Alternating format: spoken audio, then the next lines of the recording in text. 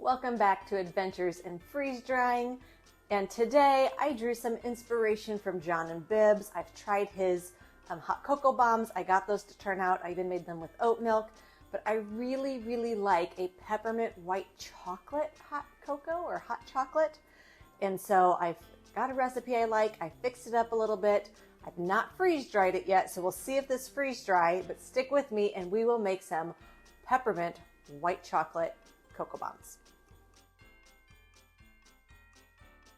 Before you start cooking anything on the stovetop for this, you are going to want to add your extracts to the milk that you're going to add second. You're going to split your milk to use a little bit to help melt the white chocolate chips, and then you'll add the remainder later. So I'm going to need a half teaspoon of peppermint extract and a full teaspoon of vanilla. So once you've added your extracts, then you're ready to move on to working on the stove. So we will get right over to making this wonderful decadent peppermint white chocolate hot cocoa. I'm going to add about a half teaspoon of kosher salt to my pot. I'm then adding my 1 1/3 cups of white chocolate chips. I'm then going to add 1 cup of milk. I'm going to turn this on a medium-low heat, and I'm going to be stirring this constantly until all of the white chocolate is completely melted and you don't see any strands of it left in your milk. So we'll go ahead and speed through that to move on to what else you need to do to make this wonderful treat.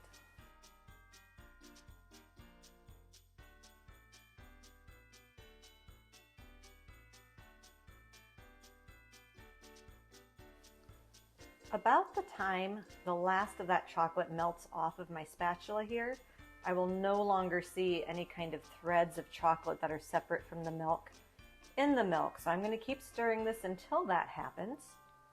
And we're getting close, but there's still some white chocolate on that spatula. So this isn't quite heated thoroughly enough yet to totally incorporate the chocolate with the milk. Okay, this has now been heated through. I no longer have a big blob of chocolate on here. I'm not seeing any strands of white chocolate as I'm stirring. So I'm going to add my 4 cups of milk that has the extracts in it. I am using whole milk today since this is meant to be a Christmas gift. But when I made this for myself the other day, I used just 1% milk, and that was still very decadent. So I'm sure you could make this with skim milk as well if you wanted to. It would not have to be whole milk. And then we're just going to get this heated until you start to see some of the water vapor coming up over the pot, but not until this boils. You do not want your milk to curdle. So I'm going to go ahead and keep stirring this until I know it's heated clear through. And so we'll see you when that is done.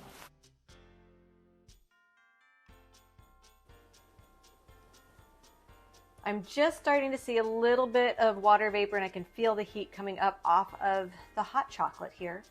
I think everything should be well incorporated. It's probably not as hot as I'd want it to drink, but it is hot enough for everything to be incorporated and my milk to not have curdled.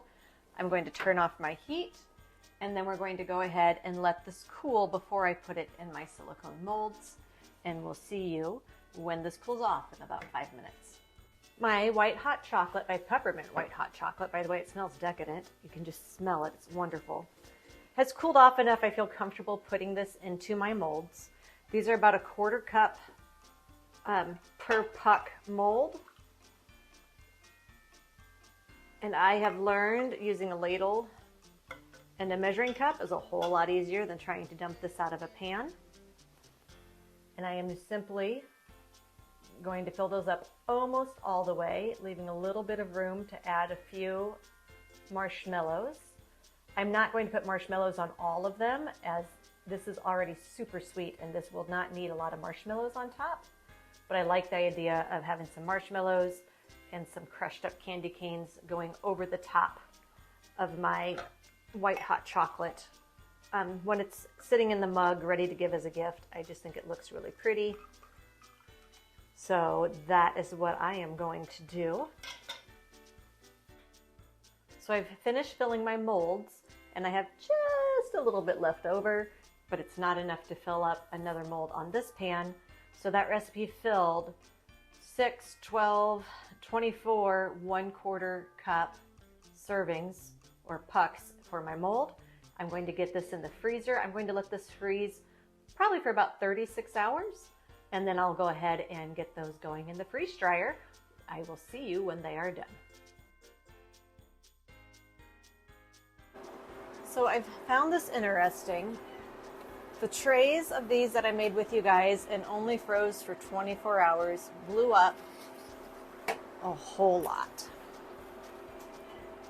And I think they'll still be fine if I put them in mugs. I'm not planning on jars. But the ones that I'd frozen for longer, for the most part, didn't seem to blow up as much. So I'm wondering if you let these freeze for like a week, if they would even blow up. Because like this tray, look at that. Barely any of them blew up. So definitely freeze time on this is going to be important, and that you freeze them maybe even a full week before you put them into your freeze dryer if you want to try to put these in a jar.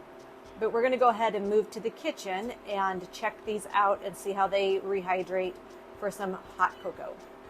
I have my peppermint white hot chocolate cocoa bombs sitting here. Some of these freeze dried beautifully. Some of these, not so much. These had been in the freezer longer, like 3 days. These had only been in the freezer for 24 hours. So I do think if you're going to do the white chocolate, since it's got so much more sugar in it than a dark chocolate would, that you need to let these sit in your freezer 3 days to a week before you even attempt to freeze dry if you don't want them to blow up. I am going into mugs, so I think I have enough here for what I want to go into the mugs to do as pucks. But the rest of these I might just powder. Like if I'm thinking 4 per mug, if I just powder 4 and put that powder like in a baggie and powder it in that baggie, put the baggies in a mug, that might also work. So I'm going to get 2 mugs done with the ones that look halfway decent, and then we'll try powdering some versus having just a puck, and we'll do a taste test and see how all this goes. I've gone ahead and moved all of my pucks into some plastic bags. I got smart partway through. I'm like, well, I think I went 4 per serving, so I started putting 4 per baggie. I've got 1 gallon bag here with more than that in it that I'll have to rebag and do what I want to do. For a taste test, I left 2 just as pucks, but just to see, because I think this will work, I'm going to go ahead, and these are going to powder super easy because they're very, very brittle and crunchy. Going to go ahead and just get this powdered to the best of my ability. And I think I would just leave it right in a bag like this. Just leave it in the Ziploc to put in the mug as a gift so it's not going everywhere. But as you can see, we can get that down to a really nice powder. And my guess is this will work just fine. So I'm going to put the powder in the mug. I think this is going to be about a half cup of boiling water per, and we'll come back and see what happens when I add water. So I'm going to start by adding half cup of boiling water to the 2 pucks here. So here's a half cup of water that just came out of my instant boiling pot.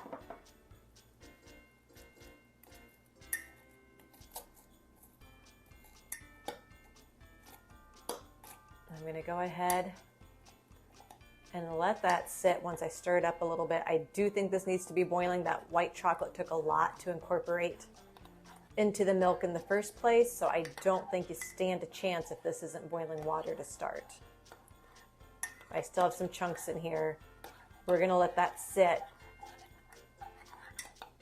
for a little bit as we do the crushed. So this is the powdered, and again I'm going to add a half cup of the boiling water, and I'm going to get out a spoon and stir that. That's actually incorporating a little better. I can still feel some sticky on the bottom of my mug, but it's not as chunky.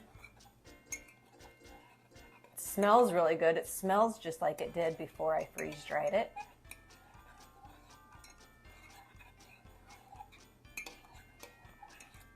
So again, we're gonna let this sit a little bit. You don't need to drink it boiling hot anyways. So we'll be back in 2 minutes to check these and stir them as need be. And we'll be right back. It's been about the 2 minutes. This is now nice and smooth. I don't have any chunks left. The marshmallows are doing what freeze-dried marshmallows do. Like if you buy the hot chocolate packets with freeze-dried marshmallows, they more melt than rehydrate. But it's nice and smooth for the most part. I don't really see the runny strings of chocolate like I did. And these were the pucks, because my pucks had the marshmallows on them. So I think that one turned out pretty good.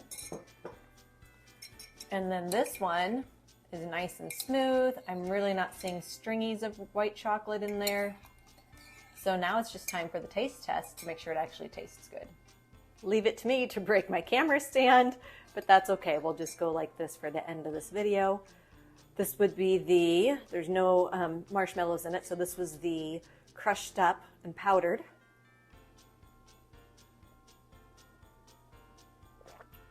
I can taste a few chunks, but they're minty, so you might wonder if it's candy cane or something in there, but otherwise this tastes really good. And I didn't have a chunk in that sip. So let me go ahead and taste this one, which was puck style, and that was, I would say they taste exactly the same.